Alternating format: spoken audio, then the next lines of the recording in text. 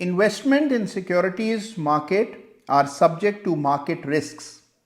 Read all the related documents carefully before investing. सोचिए कि अगर 4 यार नहीं बल्कि 4 ट्रेडर्स मिलते हों तो क्या बातें करते होंगे, क्या चर्चाएं करते होंगे। और 3 मेरे शिष्य जो कि खुद अब गुरु हो चुके हैं मुझसे मिलने आए हैं और हम बैठे हैं दफ्तर में, बाजार चल रहा है, ट्रेडिंग की चर्चा कर रहे हैं, उनके अनुभव बांट रहे हैं। तो बड़ा ही इंटरेस्टिंग वीडियो होने वाला है, जरूर एंड तक देखिएगा।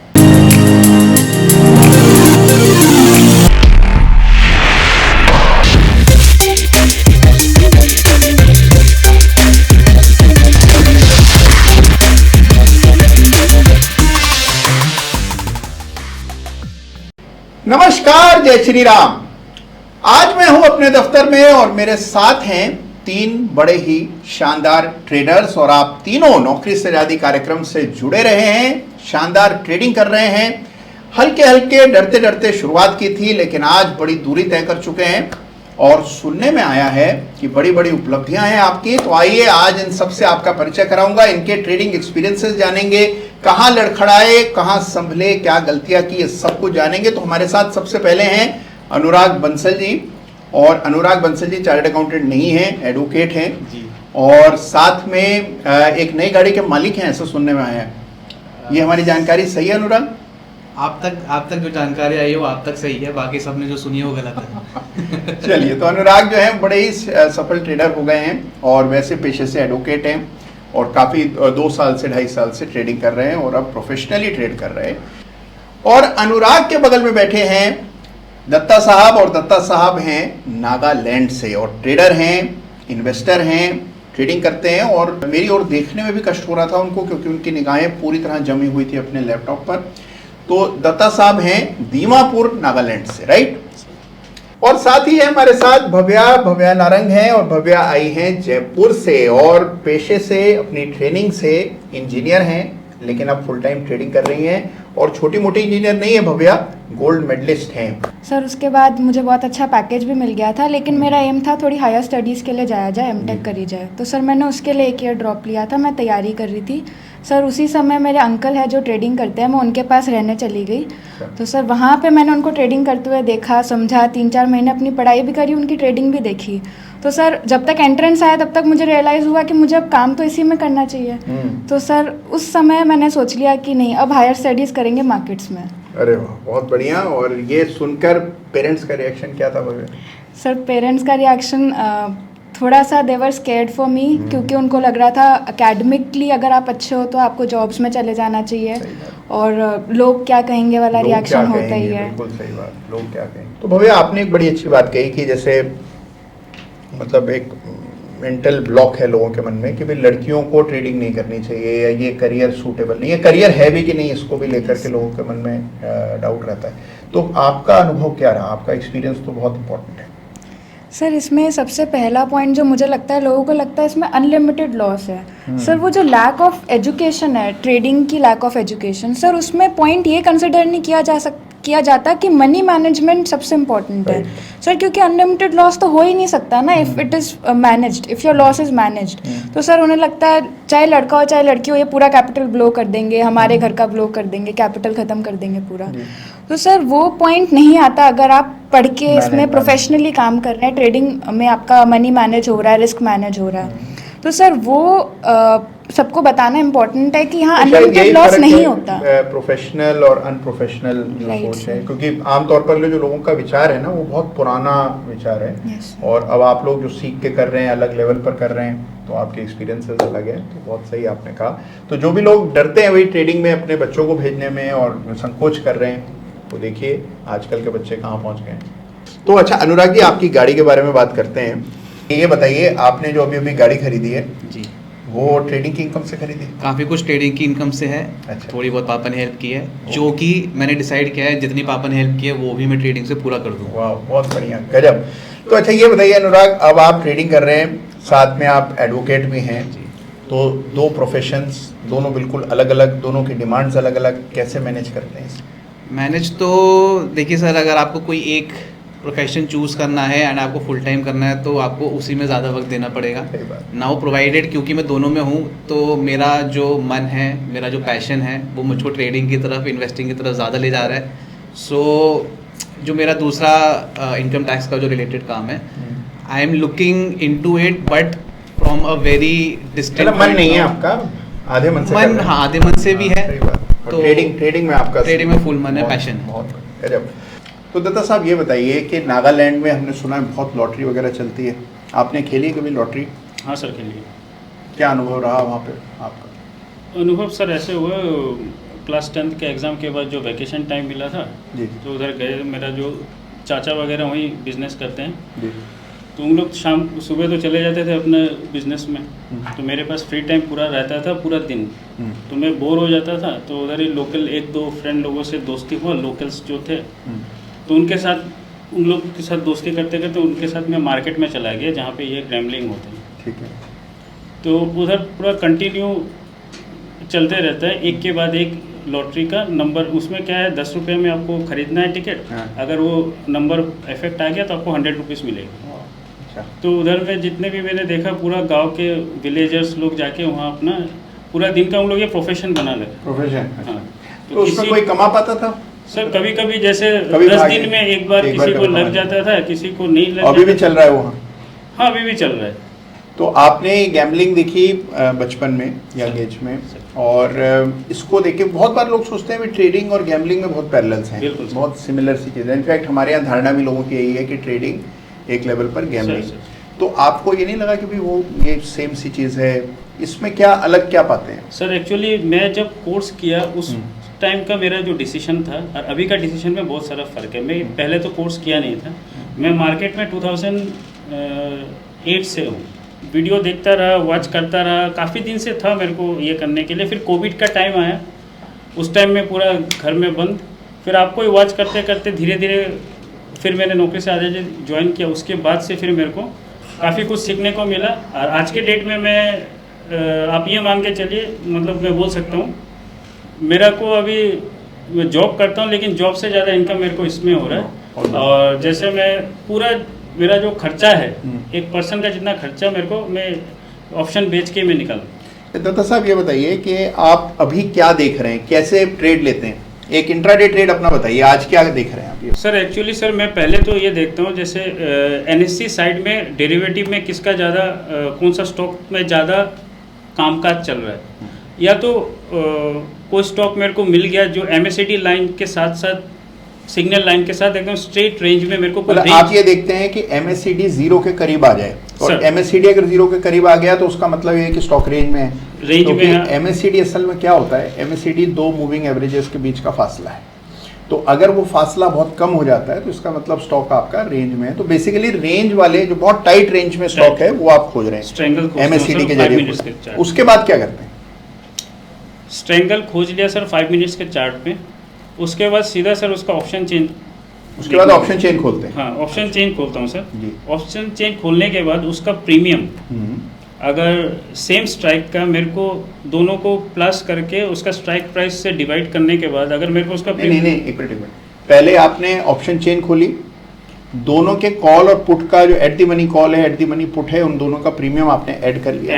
यानी कि जो एट द मनी स्ट्रेडल है उसका प्रीमियम आपने कैलकुलेट किया सर। तो मान लीजिए आप एसीसी की अभी चार्ट देख रहे हैं, और एसीसी का जो अभी एट द मनी स्ट्रेडल है उसका प्रीमियम क्या चल रहा है?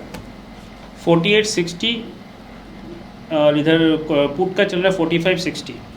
तो मतलब लगभग आप मान लीजिए 90 रुपए चल रहा है, राइट? सर ठीक है। तो अगर आप 90 रुपए का स्ट्रेडल है, अब इसका क्या करेंगे? सर इसको फिर इसका जो करंट प्राइस है इससे डिवाइड करूंगा, मतलब एसीसी के करंट प्राइस से। हाँ तो इसमें चार्ट है, ये स्ट्राइक प्राइस जो आ रहा है जिसमें रेट आ रहा है, उसको मैं इसके साथ डिवाइड करूंगा। डिवाइड करेंगे यानी कि स्ट्रेडल के प्रीमियम को स्टॉक के प्राइस से डिवाइड करेंगे, परसेंटेज निकालूंगा। तो कितना परसेंट आ रहा है? सर ये आ रहा है 5.17। ठीक है, तो 5% के आसपास ही प्रीमियम आ रहा है। तो अब क्या करते हैं, नेक्स्ट स्टेप क्या रहता है? सर ये 5 तो मेरे लिए बहुत ज़्यादा है सर। मैं कोशिश ये करता हूँ बिलो 3। बिलो 3 मेरा ये मानना है सर, ये स्टॉक और ख़ास करके कोई जैसे इवेंट हो, जैसे रिजल्ट कैलेंडर हो या कुछ हो, तो उसमें मेरे को ज़्यादा कॉन्फिडेंस मिल जाता है। जो वो स्टॉक तो कम से कम 2% या 1% भी अगर मूव करेगा तो वन साइड मेरा डबल हो जाएगा, रिमेनिंग जो है वो मेरा। बहुत इंटरेस्टिंग स्ट्रैटेजी लगा रहे हैं आप, मतलब दत्ता साहब। और दत्ता साहब की स्ट्रैटेजी को एक बार एक्सप्लेन कर देता हूँ। स्ट्रैटेजी ये है कि देखिए, सबसे पहले MACD देखते हैं।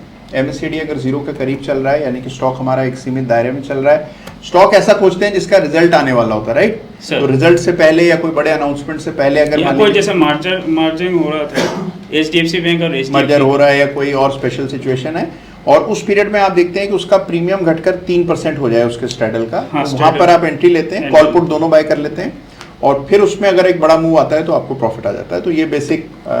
फिर उसके बाद जैसे टाइमिंग का, क्योंकि इसमें फिर टाइमिंग अगर नहीं होगा तो फिर पता लगेगा। तो टाइमिंग कैसे करते हैं? टाइमिंग ऐसे करता हूँ सर, जब देखता हूँ मार्केट का एकदम मार्केट भी कुछ रेंज में चल रहा है। अभी ये चीज़ अगर मैं मॉर्निंग में लेने से दोनों का प्रीमियम मेरा कम हो जाएगा, क्योंकि मैं ऑप्शन बाइंग स्ट्रेटेजी। तो ये आप इंट्राडे कर रहे हैं? ये सर इंट्राडे या मैक्सिमम कल के लिए रखूंगा BTST। मैक्सिमम एक दिन होगा। हाँ, मैक्सिमम BTST। अगर मेरे को एक दिन में प्रॉफिट मिल जाता है तो मैं 3 बजे से मैं एग्जिट कर दूंगा। तो इसमें ये बताइए दत्ता साहब, पैसे वैसे बनते हैं स्ट्रेटेजी में? सर अभी तक तो बन ही रहे। बन रहे हैं, बहुत बढ़िया। तो इसी तरह बनते रहे, ये हमारी शुभकामनाएं। तो गजब की स्ट्रेटेजी बताइए, और इसको ज़रूर ध्यान से आप भी लोग स्टडी कीजिएगा, देखिएगा कुछ ना कुछ इससे सीखने को मिलेगा। तो अब आते हैं अनुराग जी पर, जो बहुत समय से चुप बैठे हैं। तो अनुराग, ये बताइए आपकी स्ट्रेटेजी क्या है, क्या आप ऐसा कर रहे हैं अपने? सर मैं जो आपने सिखाया हुआ है बेसिकली वही करता हूँ ज़्यादातर। I am using 30 minutes 75 minutes for intraday या BTST ट्रेड्स, और वीकली एंड मंथली आपको मोमेंटम ट्रेडिंग के लिए। तो पिछले 1 साल से जैसा TKP1 ट्रेडिंग के प्रैक्टिकल्स जो कि हम कर रहे हैं, तो उसके 4th सेशन में अब हम हैं। तो पिछले 12 महीने से 1 साल से मैं प्रॉफिटेबल हूँ। राइट। हर महीने में प्रॉफिट है, एंड ना ही केवल प्रॉफिट है। 1 साल से आप लगातार प्रॉफिटेबल? जी, 1 साल मतलब 12 months continuously, July to June. Right. क्योंकि ये 12 महीने तो बड़े डिफिकल्ट रहे हैं लोगों के, तो मतलब होश फाख्ता हो गए इसमें। हाँ, मतलब कम प्रॉफिट्स। गजब जी, कम प्रॉफिट्स भी आए, बट प्रॉफिटेबल रहा हूँ। And not only profitable, month on month, जैसे कि आप बताते भी हैं कि पिछले महीने से ज़्यादा होना चाहिए, तो कोशिश वो रहती है कि ज़्यादा रहे। अगर किसी टाइट सिचुएशन में, माने कि market is in a range या कुछ नहीं कर रही है, अगर बराबर प्रॉफिट भी कर रहे हैं, तो that is an accomplishment for me. अच्छा, कोई डिजास्टर ट्रेड लिया है कभी अनुराग जी? जी, कोई ट्रेड लिया और बिल्कुल ही गलत पड़ गया? अभी रिसेंटली लिया था, 10 दिन 15 दिन पहले। शायद वो स्टॉक सुन के आप हंसोगे, राजेश एक्सपोर्ट्स था। ओहो, ठीक है। तो उसमें सारे सिग्नल्स थे, एवरीथिंग। अब स्टॉक में दिक्कत ये है कि it is very volatile, it is highly volatile. तो उसमें मैंने पोजीशन बनाई, फॉर्चुनेटली कम कैपिटल की बनाई, ज़्यादा डालने जा रहा था, बट समहाउ मेरी इंट्यूशन ने कहा कि सारा नहीं। तो आप इंट्यूशन का भी सुनते हैं? हाँ, क्योंकि इंट्यूशन भी आपको लगता है इफेक्टिव है? हाँ, क्योंकि एक्सपीरियंस के साथ आपको ये चीज़ें आ जाती हैं। कुछ चीज़ें हैं जो एक्सप्लेन नहीं की जा सकती, ऐसा कुछ। तो राजेश एक्सपोर्ट लेने वाले थे, नुकसान हो गया, अब छोटे नुकसान से बच गए, बाहर आ गए। अच्छा, तो कभी आपको ऐसा हुआ है कि अनुराग कोई ट्रेड बहुत अच्छा था, एकदम परफेक्ट सेटअप था, फिर भी नुकसान हो गया? कभी डाउट हुआ है अपने ऊपर कि गलत कर रहा हूँ कुछ? नुकसान तो नहीं हुआ, बट हाँ ये कह सकता हूँ कि बहुत बड़ा ह्यूज प्रॉफिट मेरे हाथ से रह गया। उसका एक प्राइम एग्जांपल है जिंदल सॉ, जो कि फरवरी या मार्च 23 में इसी साल, जब मार्केट कुछ नहीं कर रही थी, वो एक अकेला स्टॉक था जिसमें सारे बाय सिग्नल थे। 90 रुपीज़ या 95 रुपीज़ में मैंने लिया था, and it is trading at around 270 260 right now. और मेरे पे अच्छी खासी क्वांटिटी मैंने ली थी। अच्छा, मतलब प्रॉफिट आ सकता था, हाँ। लेकिन आया नहीं, और उसका दर्द तो जो है वो बयान नहीं किया जा सकता आज तक है ना, उसका दर्द तो मतलब वाकई में बहुत बड़ी पीड़ा है वो। तो मैं कैसे उसको निपटते, कैसे हैं उससे? कुछ और खरीद लेते हैं गुस्से में? नहीं, गुस्से में नहीं, मतलब I try to move on. Very good, very important कि भाई ठीक है भाई, आपका क्या लगा था उसमें, ठीक है, नहीं मिला कोई बात नहीं, कुछ किसी और में मिलेगा। हाँ, मतलब लाइफ लेसन ये है कि अगर आपने कहीं पे कुछ मिस कर दिया तो मूव ऑन, अगली अपॉर्चुनिटी पे जाओ। सही बात, बहुत that only then you will grow, otherwise you will regret always. Agreed, बहुत बढ़िया। तो मवे ये बताइए, आप क्या चार्ट में आज देख रही हैं, आज क्या बढ़ा हुआ है, क्या ट्रेड कर रही हैं, हाल में कौन सा ट्रेड लिया आप? सर आज जैसे प्री ओपन में मुझे देख के खुशी हुई, जो मैंने लेटेस्ट ट्रेड लिया था बजाज फाइनेंस, सर वो 7% ऊपर खुला है। अच्छा, बजाज फाइनेंस था आपके? Yes sir. तो कैसे, क्या देखा था भव्या, कैसे लिया? Yes sir. Sir Bajaj finance मैंने इनिशियली ले लिया था जब बॉटम पे RSI डाइवर्जेंस बना था डेली चार्ट्स में, बट सर एक टेक्निक मैंने अलग से डिस्कवर करी है कि अपर एवरेजिंग कैसे करें, क्योंकि सर एज तो वहीं क्रिएट होता है जब हम ऊपर में ऐड कर सके क्वांटिटीज़। तो सर एक छोटे से स्टॉप लॉस के साथ हमें ऐड करने की अपॉर्चुनिटी मिलती है EMA 20 पे। सर यहाँ EMA 20 का लॉजिक रहता है कि महीने में 20 डेज होते हैं, ट्रेडिंग डेज अप्रॉक्स। तो EMA 20 के पास स्टार्ट आता है विद फॉलिंग वॉल्यूम। सर जैसे नीचे आते टाइम अगर उसकी वॉल्यूम्स बहुत कॉन्ट्रैक्ट हो रही है और वहाँ पे वो एक डोजी सी कैंडल या फिर हैमर कैंडल बनाता है। मतलब पहले प्राइस आप कौन सा टाइम फ्रेम पर देखते हैं? Sir daily. डेली पे, तो डेली पर आप देख रही हैं 20 एवरेज। यस और प्राइस अगर नीचे आ जाए 20 एवरेज के करीब आए। Yes sir. और कैंडल्स की साइजेस छोटी हो जाए। यस सर, कैंडल की साइजेस छोटी हो जाए और वॉल्यूम फॉलिंग हो, क्योंकि अच्छा, सर वॉल्यूम falling। कम हो रहा है, मतलब ये जो सेलिंग है वो रियल एक सेलिंग correction नहीं आ रहा है, है। एक dip Yes आ रहा सर, है। एक हल्का सा डिप है। बहुत बढ़िया। तो सर वहाँ पे क्वांटिटी डबल करने की अपॉर्चुनिटी मिलती है with a very small stop loss. और तो स्टॉप लॉस सर क्या रखती है भव्या? सर स्टॉप लॉस उसी दिन का लो या फिर कोई पास में एक रेजिस्टेंस हो थोड़ा सा उसके नीचे और, तो सर एक एज। तो यही देखकर आपने बजाज फाइनेंस लिया? Right sir. Sir Bajaj finance की 3 कैंडल्स हम देखे तो EMA 20 के पास रिसेंटली बहुत छोटी छोटी बनी थी विद फॉलिंग वॉल्यूम्स। तो सर वहाँ पे मैंने बजाज फाइनेंस ऐड किया था और सर मेरा रिस्क रिवॉर्ड का 8 टाइम्स आज सुबह हो गया। सर जो मैंने एक्सपेक्ट किया था 4 टाइम्स वो उसका डबल अच्छा, हो गया। टिपिकली आपका रिस्क रिवॉर्ड 1:4 का रहता है? सर 4-5 रहता है, 4-5 बट सर 7-8 मिल जाए तो ट्रेल ही कर लेते बहुत हैं। बढ़िया, गजब, बहुत बढ़िया, शानदार और बहुत ही साउंड स्ट्रेटेजी है, बहुत इजी टू इम्प्लीमेंट है। तो देखिए बेसिक लॉजिक क्या है कि स्टॉक अप ट्रेंड में होना चाहिए, 20 एवरेज अपवर्ड पॉइंटिंग यानी कि ऊपर की तरफ जाता हुआ होना चाहिए, स्टॉक में अप ट्रेंड होना चाहिए। साथ में आप देखिए किसी करेक्शन में किसी डिप में स्टॉक थोड़ा सुस्ताने के लिए रुके और प्राइस जो है थोड़ा नीचे आ जाए, छोटी कैंडल्स बने, 20 एवरेज के करीब आ जाए, छोटा सा स्टॉप लॉस रखें और उसके लिए बाय करें। बहुत सर इसमें I like to add one more thing. Sir अगर हम निफ्टी का भी चार्ट देखें स्पॉट का, तो सर ये 26 जून को एक छोटी सी कैंडल बनाई थी इसने EMA 20 पे, और सर उसका लगभग 10 टाइम्स ये दे चुका है निफ्टी के चार्ट पे भी। तो सर ये चीज़ जब निफ्टी में भी EMA के ऊपर ट्रेड कर रहा हो तब सर हमें ऐसे मोमेंटम स्टॉक्स में बहुत इजीली देखने को मिलता है कि वो EMA 20 से बाउंस ले रहे हैं। सुपर साउंड आइडिया है और ग्राउंडेड इन लॉजिक, बढ़िया आइडिया है। तो देखिए जबरदस्त काम हमारे सेनानी कर रहे हैं और कितना दिमाग लगा रहे हैं, और देखिए कहाँ कहाँ से देश के हर हिस्से से आए हैं और शानदार काम कर रहे हैं। तो जयपुर से आई हैं भव्या और 20 EMA को देखकर शानदार ट्रेड कर रही है, और बजाज फाइनेंस जो कि आज के ट्रेड में सबसे बड़ा विनर है उसमें उनका इन्वेस्टमेंट है, तो बहुत शानदार काम कर रही है। तो भव्या कोई ट्रेड बहुत अच्छा चलता है जिसमें बहुत अच्छा प्रॉफिट आता है तो एक टेम्पटेशन होती है जल्दी बुक करने की, आप कैसे उसको रेजिस्ट करती हैं? सबसे बड़ी समस्या मेरी राय में यही है ट्रेडर्स की, जल्दी बुक कर लेते हैं। आप भी करती हैं, जल्दी बुक कर लेते हैं कई बार? सर जैसे मैंने 1:4 एक्सपेक्ट किया और 8 मिल रहा है, तो सर मेरी एक्सपेक्टेशन से तो ऊपर है, तो सर वहां तक नहीं आता तब तक तो मैं वेट कर सकती हूं। मतलब टारगेट से ऊपर मिल रहा है तो फिर क्यों रोके? ठीक बात है, बहुत बढ़िया। तो भाई कभी ऐसा हुआ है कि भाई देखिए टारगेट आया, आप निकल गए और बाद में पता लगा कि वो स्टॉक जो आप निकल गए टारगेट पे उसमें बहुत पैसे बन सकते थे, यस तो सर। वो रिग्रेट होता है कभी आपको? कभी ऐसा हुआ है?